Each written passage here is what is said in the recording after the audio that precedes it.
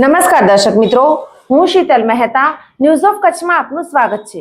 જોઈએ આજના સમાચાર।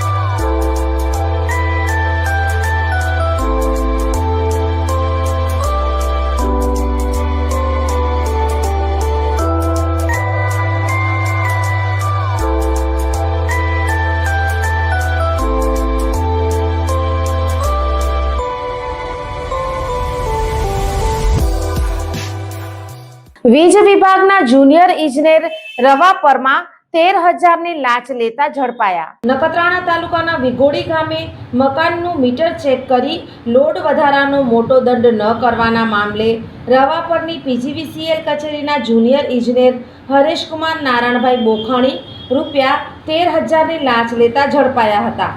ફરિયાદીના મકાનનું મીટર ચેક કરી લોડ વધારાનો મોટો દંડ નહીં કરવાની અવેજ પેટે ફરિયાદી પાસેથી આરોપી હરેશકુમાર નારાયણભાઈ બોખાણી ₹13,000ની ગેરકાયદેસર લાંચની માંગણી કરી હતી।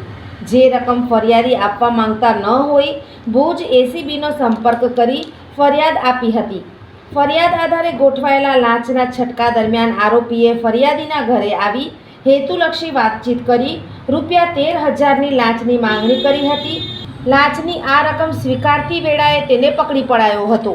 આ કાર્યવાહીમાં ટ્રેપિંગ અધિકારી LS Chaudhary, police inspector Bhuj ACB police મથક, જ્યારે સુપરવિઝન અધિકારી KH ગોહિલ, મદદનીશ નિયામક એસીબી બોર્ડર એકમ ભુજ સહિતનો સ્ટાફ જોડાયો હતો।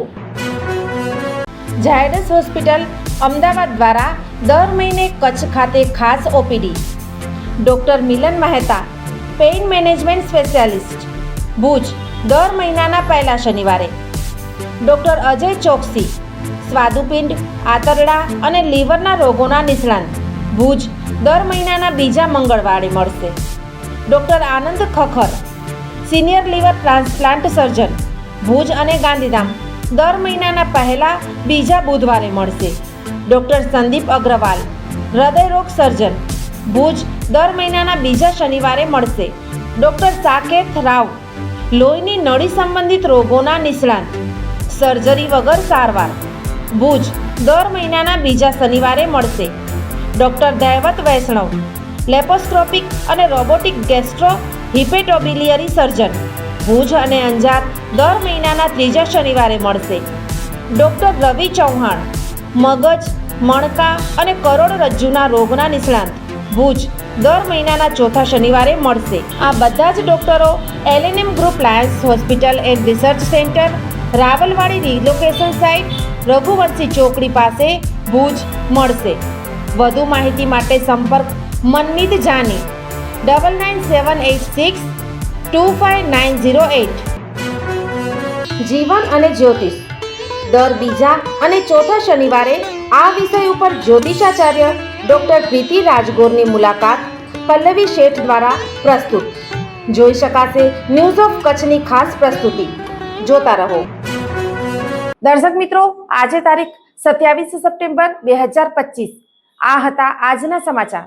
આવતીકાલે ફરી મળીશું, ત્યાં સુધી મને રજા આપશો। નમસ્કાર।